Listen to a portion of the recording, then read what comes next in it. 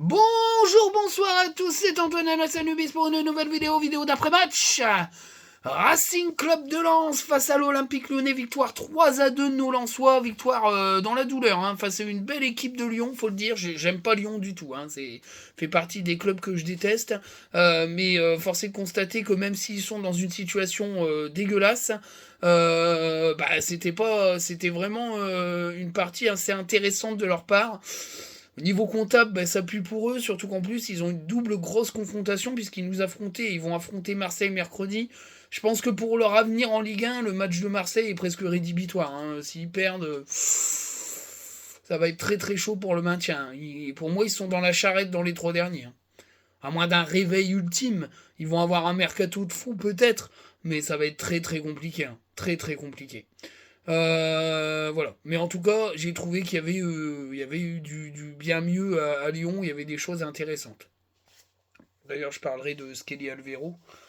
Même s'il provoque le penalty, il est vraiment intéressant ce milieu de terrain-là. Suivi par Lens, il a préféré attendre et partir à Lyon. Peut-être que dans sa tête, Lyon était beaucoup plus costaud que Lens, mais voilà, bon après c'est pas forcément un mauvais choix techniquement. Lyon c'est une institution, mais là clairement ça pue du cul depuis quelques années et c'était pas forcément le meilleur des choix. Après Lens avait aussi d'autres vues, surtout Andy Diouf qui était vraiment la priorité du club, mais Skelly Avero était suivi. Voilà. Il a fait une excellente saison avec Sochaux l'année dernière. Moi je l'ai trouvé très intéressant. Donc voilà, il faut clairement le dire. Faut clairement le dire.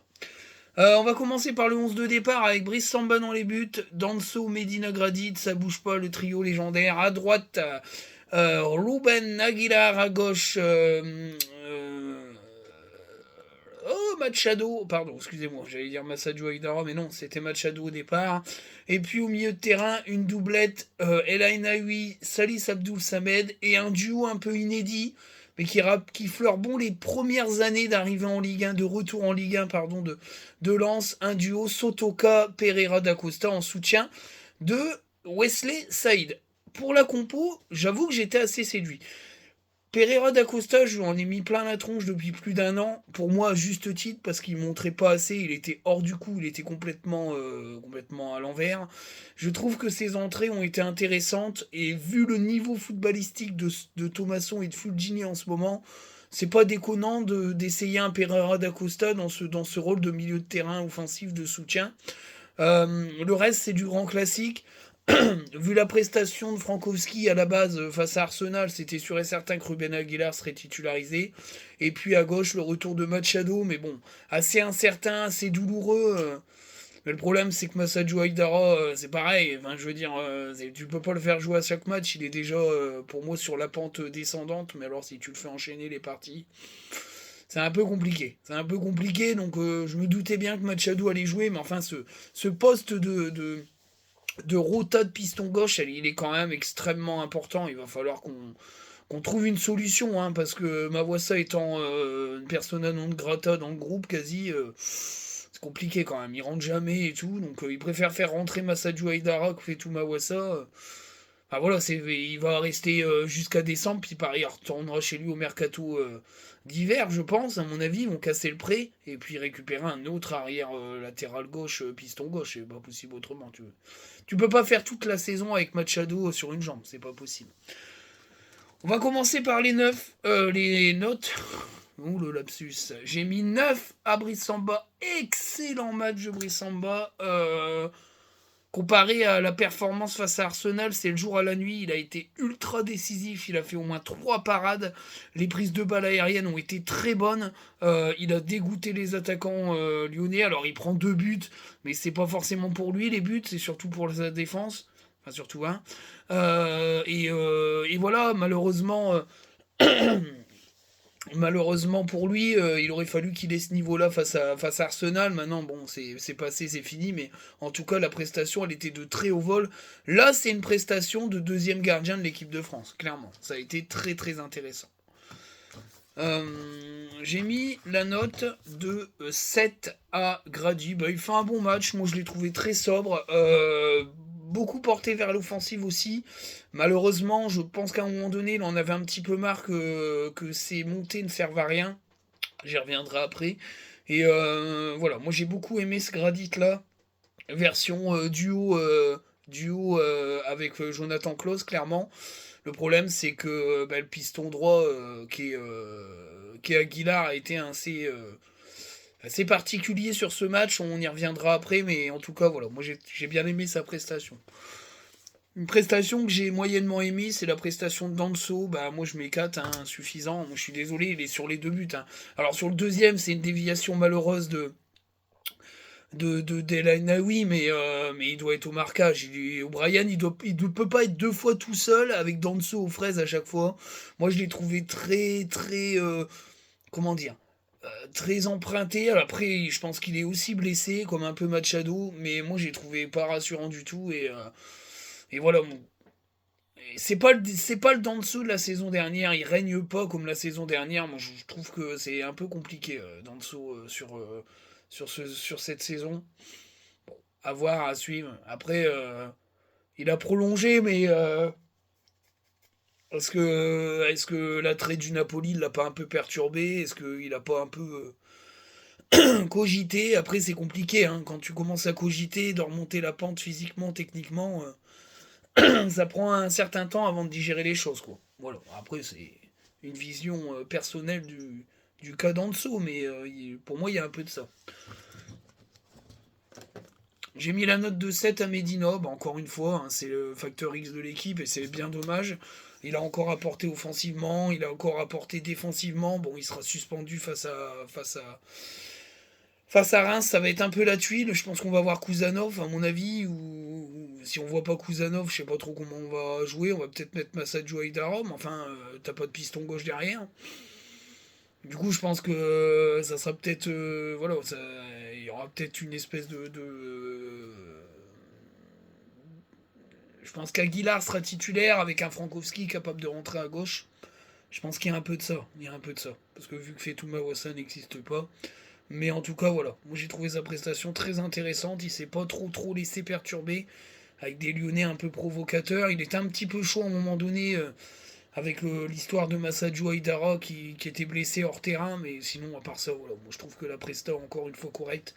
Ce joueur-là est très très fort. Je le dis à chaque vidéo, mais ça va être très très compliqué de le garder. Il faut le vendre très cher parce que c'est une future star du football mondial en défense en tout cas, pour moi. Pas parce qu'il est lensois, mais parce qu'il est très bon. Il est très bon. Alors j'ai mis une note, alors elle est un petit peu paradoxale. J'ai mis la note de 5 à Aguilar. S'il centre pas, je lui mets une beaucoup moins bonne note, hein. Je le dis clairement. S'il ne centre pas sur le but, je lui mets une grosse mauvaise note. Pourquoi? Parce que tout le match, toute l'exercice a pesté après lui. Il n'a pas centré un ballon du match alors qu'il était en position de centrer. La seule fois où il a centré, il y a but. D'ailleurs, il s'est fait vraiment rabrouer par les défenseurs en disant ben voilà, putain, faut centrer quoi. On l'a vu au bord terrain et ça a donné cette impression-là. Déjà, il s'est fait reprendre 2-3 fois par Gradit et Danso parce qu'il osait pas mettre les ballons.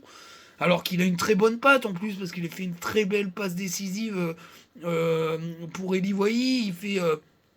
Il fait comment face à Clermont, là, il refait une belle passe décisive. Il a une belle qualité de centre. Il faut qu'il ose plus centrer. Même si il n'y a pas beaucoup de monde, ces centres, ils peuvent apporter du danger, créer des corners. Enfin, on les tire très mal, mais quand même, faut centrer. Il doit centrer en première intention, des bons ballons, il y a du danger, ça peut toujours être dangereux un centre, je suis désolé, c'est le b.a.-ba du foot, et il n'a pas assez centré, la prestation elle est moyenne. Défensivement, il est intéressant, mais offensivement, il n'a pas proposé grand-chose. Moi, je l'ai trouvé un peu à côté de ses pompes, malheureusement. Après, il fait une passe décisive pour Francky, ça augmente sa note, mais la prestation, moi, je suis pas très convaincu. J'ai mis la même note à Machado, mais alors c'est un 5 blessure, hein. Alors, c'est vrai que Danso a un peu diminué aussi, mais j'ai trouvé que sa presta était quand même pas terrible. Que Machado, il a essayé de faire ce qu'il pouvait, mais il avait beaucoup de douleur, ça se voyait, hein. Sur les contacts, il avait du mal à se relever, il a été remplacé à la mi-temps par Frankowski. Euh, En tout cas, voilà, il peut pas faire toute la saison comme ça. Entre l'équipe nationale colombienne plus Lens, c'est trop dur pour lui. Il faut vraiment qu'il ait un backup capable de le remplacer à la 60e minute. Enfin, voire même de le remplacer tout court en tournant. Enfin, c'est pas possible, quoi. Ils vont nous le péter, Machado. S'ils pètent Machado, c'est dangereux pour la saison parce qu'on n'a plus de piston. Donc, enfin, ça fait un peu chier. Ça fait un peu chier. J'ai mis la note de 6 à Salis Abdul Samed. Bah, il fait un match correct. Alors, toujours ce problème de passe vers l'avant, très très compliqué, où il est toujours sur des passes latérales. Mais j'ai trouvé que le niveau. Son niveau de milieu récupérateur a vraiment atteint le niveau qui était le sien la saison dernière. Il a récupéré une paire de ballons, il a été au combat. Il les a plutôt bien nettoyés. Malheureusement, heureusement que Lainaoui est là parce que c'est compliqué quand même pour lui de mettre des ballons dans les interlignes. Quoi. Ça a été... Mais la presta est correcte. Voilà. Pour moi, il fait pas un bon match parce que s'il fait un bon match, il donne des ballons, il pète des lignes. C'est pas le cas. Donc il fait un match correct. Et là, Inaui, lui, fait un bon match. Moi, j'ai trouvé son match très intéressant. Alors, le deuxième but, le Lyonnais, un peu pour lui, il a dévié. Mais enfin, bon. Ah, voilà, ça peut arriver. Hein, mais en tout cas, moi, j'ai trouvé que sur le milieu de terrain, il régnait. Il a récupéré plein de ballons physiques. Techniquement, il est assez bon. Il a une occasion. Bon, il fait ce qu'il peut. Mais pour un gamin qui vient de la N3, bon, je suis désolé, mais. Ah, ou de la Nationale 2, je sais plus où ils sont, Nancy, mais c'est exceptionnel. Ils sont en train de s'installer pépère dans le 11 de départ. Lui, il a été acheté quoi, 400, 500 000. Andy Diouf, c'est le deuxième plus gros transfert de l'histoire du Racing Club de Lens et il n'a même pas rentré sur le match. Donc, il a quand même retourné l'échiquier. Hein. Mais après, voilà. Moi, c'est vrai que ça me surprend qu'il ait retourné l'échiquier à ce point-là. Maintenant, je suis pas surpris qu'il s'est fait un trou dans l'effectif parce que c'était un crack clairement, mais les deux là à avoir vraiment renversé la vapeur niveau hiérarchie, ben bravo à lui et c'est mérité parce que la presta était vraiment intéressante. Voilà. On a été quand même beaucoup moins bouffé au milieu de terrain que face à Arsenal. Mais bon, c'est pas Arsenal en face, hein. On est d'accord. Mais quand même, quand même. Moi, je pense qu'il aurait fait du bien face à Arsenal. Mais enfin, bref. Allez. C'est parce que j'ai pas encore digéré le truc, hein. Ça va venir. Ça fait chier quand même. Mais bon, il y a la C3 à aller chercher. Mais c'est vrai que ça, moi, je. Perdre, oui, mais pas comme ça. Donc j'ai du mal à le digérer. Là, ouais. Cette victoire-là donne un peu de baume au cœur, mais enfin, elle était quand même un peu compliquée. Hein. Euh... J'ai mis la note de 4 à Florence Otoka. Bah, pas un bon match. Hein. Insuffisant, il y a eu quelques bons trucs. En prime, il prend un carton rouge qui est mérité, le tacle est pas beau. Alors c'est vrai que de la tribune, je vois pas où est le pied, donc je trouve que c'est sévère le rouge direct. Mais clairement, quand j'ai revu le match, oui, il y a un carton rouge, il n'y a rien à dire. La Presto est pas folichonne, quoi. Moi, j'avoue qu'il a été un petit peu absent des débats, assez transparent. C'est compliqué, quoi. C'est compliqué parce que ce rôle de milieu de terrain offensif, distributeur de ballon, relais de l'attaquant, il est assez crucial dans ce dispositif à la francaise. Et moi, je trouve que là-dessus, là, on n'a pas des milieux de terrain offensifs de qualité. Il va falloir aller chercher ça rapidement au mercato d'été pour repartir avec des milieux de terrain capables de donner des ballons et de marquer. Enfin, voilà. On verra bien, hein, parce que l'été prochain, beaucoup de choses changeront, mais voilà. Mais clairement, c'était un peu compliqué, quoi. Pardon. Un petit peu de fatigue. J'ai mis la note de 7 à Pereira da Costa. Bah, moi, je suis désolé, Pereira da Costa, il fait un bon match. Assez surpris. Je pense que peut-être qu'il a franchi un cap mental. En tout cas, moi je l'ai trouvé au four et au moulin. J'ai trouvé que sa technique aidait beaucoup. C'est pas dommage parce que Wesley Saïd, mais j'aimerais bien le voir avec Eli Wahi aussi. Mais avec Wesley Saïd, ça a plutôt bien marché. Euh, et je l'ai trouvé vraiment intéressant. Moi, je trouve qu'il fait une bonne partie. Il a amené des choses. Même défensivement, il a récupéré des ballons. Au niveau des corners, c'est vraiment pas ça. Il va falloir qu'il élève, mais sinon la prestation elle est bonne. Tu peux pas, comment dire. Tu peux pas non plus être sévère à un point ultime. Moi, je trouve que comparé à ce qu'il nous a montré depuis des mois, c'est sa première titularisation depuis presque un an, je suis sûr. Bah, c'est bien. Donc, il fait un bon match. J'ai mis la même note à Wesley Saïd. Alors, des fois un peu malmené, un petit peu absent en deuxième mi-temps. Moi, je l'ai trouvé très bon. Comparé à des grands dadés, lui, il est capable de garder des ballons. Il met un but plein de sang-froid sur l'occasion, sur la passe ratée ou le contrôle raté d'O'Brien. Moi, je l'ai trouvé bien. Voilà. Si physiquement il garde cette assurance-là, je pense que ça va être une rota intéressante. Techniquement, il est très bon. Moi, j'ai bien aimé son match. Voilà. Et malheureusement, après, il n'a pas été beaucoup servi, mais le peu qu'il a eu de ballon, il a été intéressant, il a su les garder. Et voilà, il a vraiment une justesse technique, il a confiance en sa technique, et ça lui permet quand même de servir d'un petit peu de point d'appui. Et voilà, c'est bien que Wesley Saïd, voilà. Alors, dans l'idée de Franquet, ça a toujours été ça, hein. Il l'a dit en interview que voilà, Morgan Guilavogui était là un petit peu pour apprendre, machin, enfin ça on y reviendra après. Mais dans la tête de Franquet, c'est Eli Wahi, il sort et c'est Wesley Saïd qui rentre. Dans l'absolu, c'est ça. Et vu la prestation, ça me semble être le bon. Ça semble être la bonne stratégie. Parce que je trouve que Saïd a très bien remplacé Eli Wahi. Moi j'ai bien aimé sa prestation. Je pense avoir fait le tour. Ouais. Du coup, j'ai mis la note de 9 à Frankowski. Excellente rentrée, excellente mi-temps, 2 buts, un penalty, une reprise de volée. Il a été très bon à gauche, ce qui est extrêmement rare puisqu'il n'est pas très bon à gauche depuis un bon moment. J'ai trouvé que c'était vraiment une bonne réponse à sa prestation dégueulasse d'Arsenal. J'ai beaucoup aimé. Il a vraiment apporté quelque chose. Le doublé mérité. C'est bien. Franchement, c'est cool. Ça permet quand même de se rassurer et de se dire que Frankowski est capable de faire des bonnes choses à gauche. En plus, sa reprise de volée est du gauche, hein, elle n'est pas du droit. Hein, donc il est capable de marquer aussi du gauche. Donc c'est bien. C'est vraiment cool. Ça fait plaisir de voir Frankowski se reprendre. J'ai mis la note de 6 à Nampalis Mendy. Bah, je trouve qu'il fait une entrée correcte, il s'est bien battu. Attention à son excès d'agressivité, mais sinon, moi je trouve que c'est vraiment intéressant dans la bataille. Il a récupéré des ballons, il s'est battu, il a tenté de se projeter.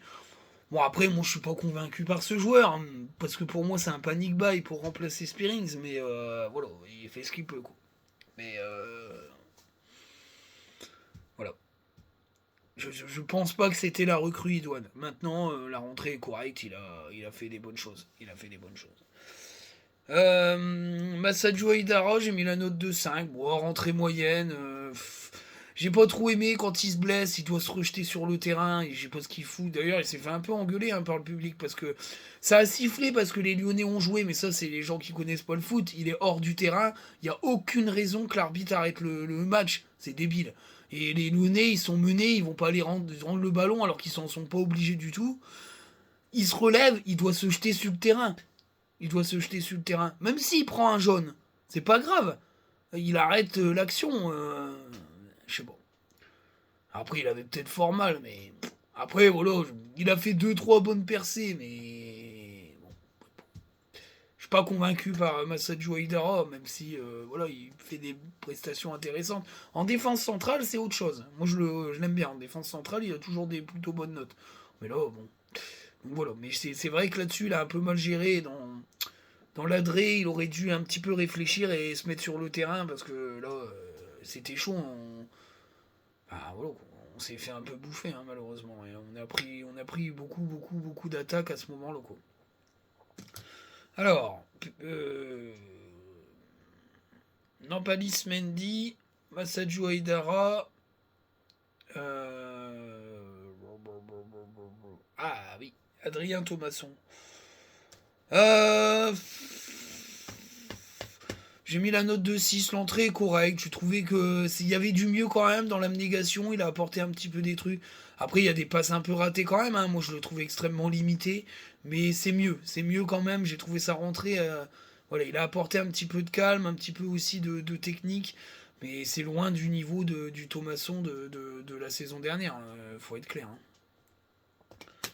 Je suis en train de chercher là.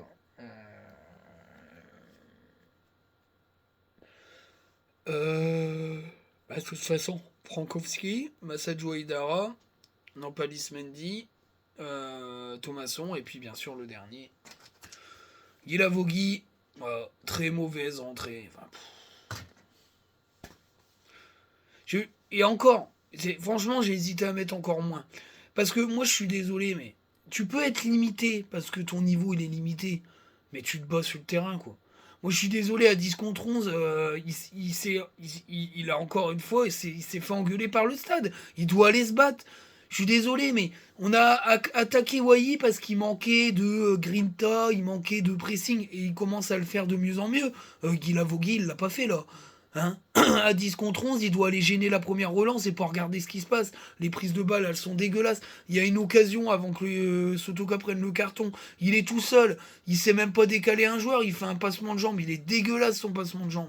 Il n'a pas le niveau et c'est un handicap. Moi, je suis désolé, c'est un handicap dans le coaching de Francaise parce que il choisit de ne pas prendre Oscar Cortés. Mais je suis désolé, Oscar Cortés, il peut pas faire pire que ce que se fait Morgan Guilavogui. Et on parle d'un mec qui va avoir 26 ans. On n'est pas sur un jeune joueur. Parce que si Oscar Cortés fait cette presta, je le mets sur la, la jeunesse, comme Eli Wahi. Mais lui, non, il a de la bouteille. Hein. Il a bourlingué. Donc moi, je suis désolé. C'est inadmissible. Voilà. J'ai mis la note de 7 à Francaise. Je trouve que l'équipe alignée était plutôt logique. Le coaching a permis aussi à l'équipe de se régénérer. Il a plutôt bien géré le 10 contre 11. Voilà, et je l'ai trouvé assez lucide. Et c'est assez surprenant, hein, ça, en interview d'après-match, où il dit que on est hyper perfectible. Bah oui, on n'est pas, c'est pas exceptionnel, hein, le match. Hein.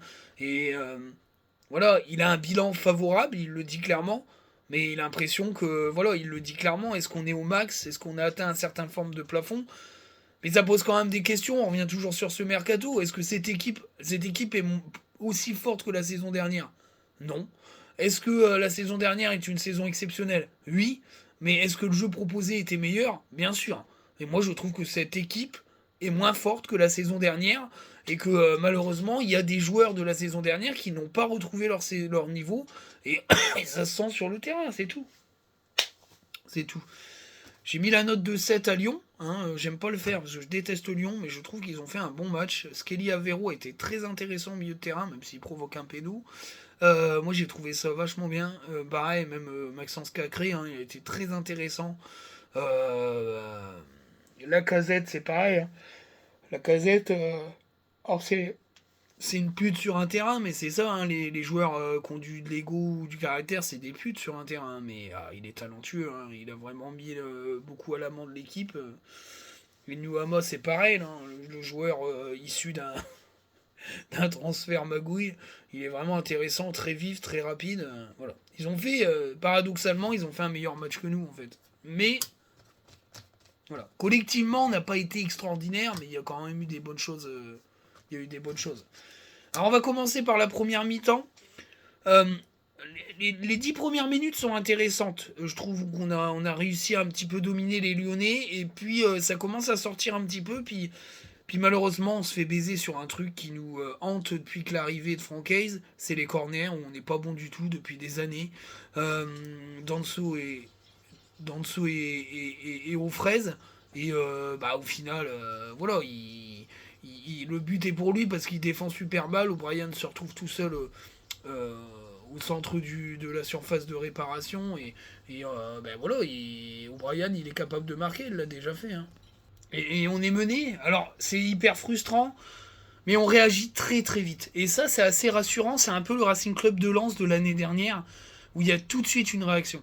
Alors, O'Brien est fautif sur l'action, parce qu'il fait n'importe quoi. Alors, c'est sur une déviation de Sotoka, mais je suis obligé de pas mettre une bonne note, parce que j'ai trouvé Sotoka très effacé en première mi-temps. Il n'avait pas vraiment réussi grand chose. Alors il n'est pas aidé non plus parce que à force de décaler un Aguilar qui n'a jamais centré à part sur le but de Frankowski, c'est vrai qu'après tu dois te lasser quand même et ils ont cherché à jouer petit dans la surface, ce qui n'a pas forcément très très très bien marché. Parce que ça n'allait pas. Les Lyonnais défendaient plutôt bien. Et et voilà, alors l'égalisation arrive rapidement, un partout. Et voilà, on se dirige à la mi-temps, un partout.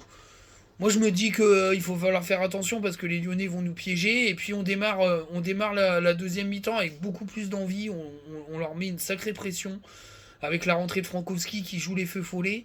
Et sincèrement, voilà, c'est vraiment impressionnant. Alors, c'est vrai qu'il y a une frappe magnifique de Wesley Saïd hein, qui est décalée par Sotoka. Ça aurait été encore une passe décisive. C'était plutôt bien joué. C'est une des rares fois où Sotoka a réussi à combiner devant. Et la frappe est superbe, mais bon, Lopez est un excellent gardien, même si c'est une saloperie. Il a fait une parade exceptionnelle hein, là-dessus. D'ailleurs, Lopez, il fait deux trois bonnes parades, hein, parce que sinon, je pense qu'on peut gagner ce match un peu plus largement. Et voilà, donc quand la deuxième mi-temps commence, on leur met une pression de fou, et puis il y a Péno, alors il y a Péno, hein. Les amis lyonnais, si vous regardez la vidéo, il y a clairement Péno, il n'y a pas de simulation, il le touche en fait. Il lui marche sur le pied, mais l'autre jambe en fait lui touche derrière la jambe et il y a penalty à vitesse réelle. En fait, il est tellement lancé qu'il y a péno. Voilà, il y a péno, c'est tout.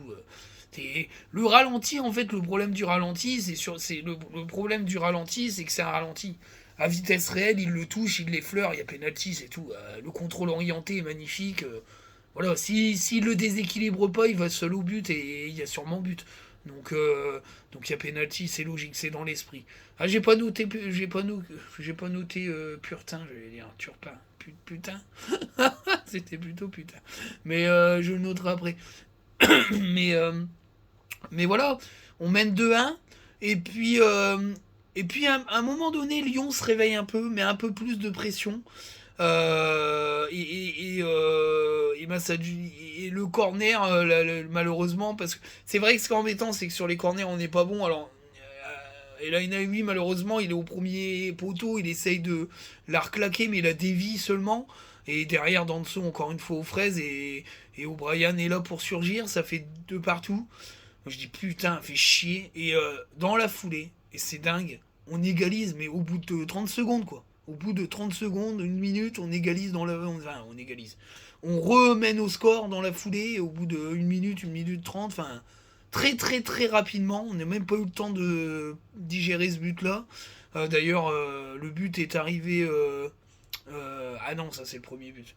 C'est vrai que le premier but est assez particulier parce qu'il y avait l'hommage à Corentin. D'ailleurs, j'envoie toutes mes pensées à la famille de ce supporter des Red Tigers qui est décédé de façon triste et qui de là-haut a sûrement kiffé ce but parce que pendant l'hommage à Corentin, c'est là où Saïd marque un but, donc c'est assez particulier.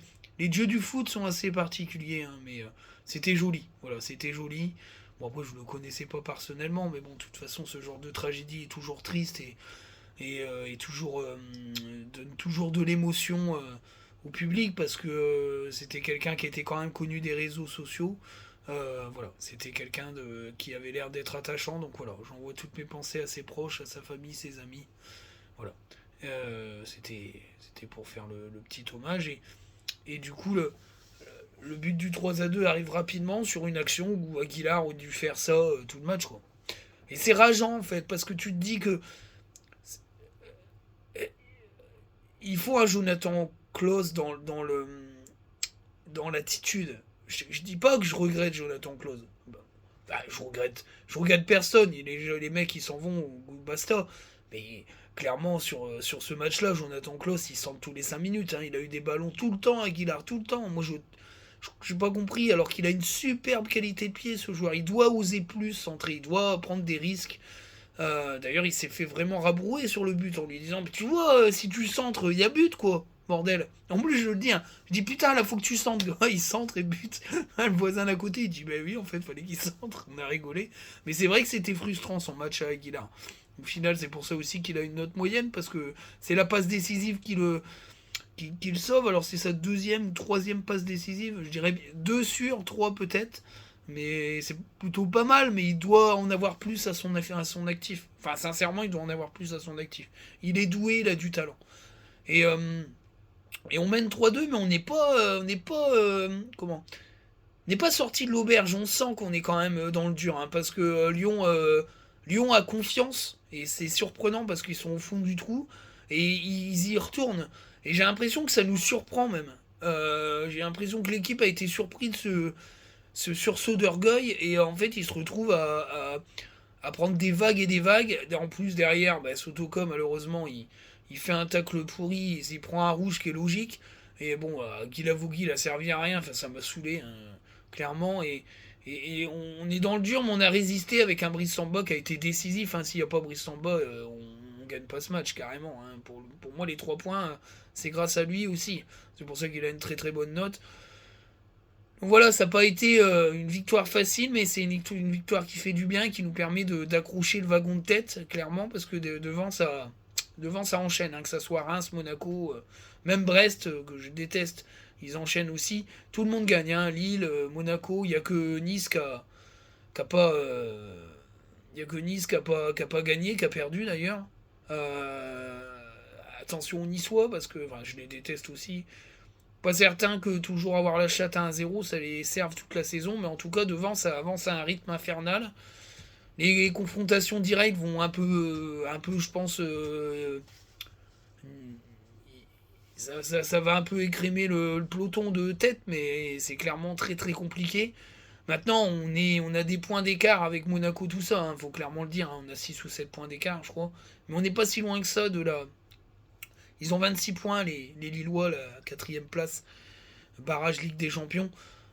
Sincèrement, voilà, c'est pas si loin que ça. C'est pas si loin que ça. Donc, on a raccroché le bon wagon et on fait partie des équipes qui avancent à une vitesse de croisière très intéressante, mais devant ça avance aussi. Donc, il faut tenir la cadence. Faut tenir la cadence. Et puis voilà, il y a une confrontation face à Reims où on pourrait chipper la 5ème place à domicile. Ça va être pas facile parce que c'est une très très bonne équipe, Reims. Ça, c'est un peu la projection. Mais en tout cas, voilà. Voilà, on a 22 points. 22 points, Reims 23, Lille 26. Donc voilà, on est dans la lutte avec ces équipes-là, plus Brest qui est derrière, hein, qui est pas trop loin.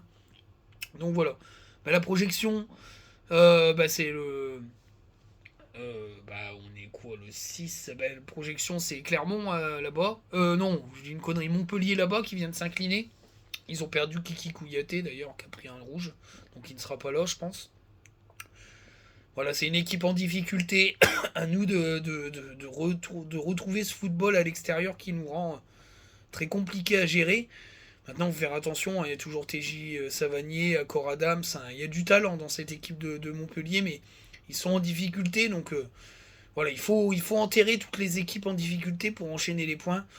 Voilà, il faut aller faire un résultat là-bas, que ça soit un nul ou une victoire, mais il faut enchaîner les points. Il faut que les points ils s'accumulent. Voilà, clairement.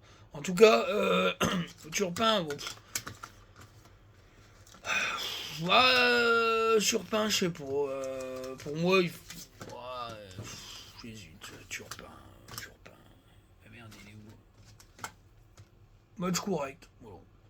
Il n'a pas fait de grosse erreur d'arbitrage, mais match correct. Pour moi, le rouge est justifié, le penalty aussi. Il aurait peut-être dû mettre un petit jaune à Alexandre Lacazette qui faisait un peu n'importe nawak, mais je trouve que ça va, c'était correct. Et il y a eu des arbitrages plus scandaleux que ça, en tout cas. Voilà, j'espère que la vidéo va vous plaire. Elle arrivera ce soir, je pense.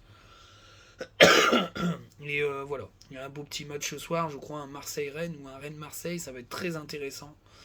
À voir si les Rennais vont réenclencher, mais ça va être un gros match, hein. J'ai hâte de voir ça.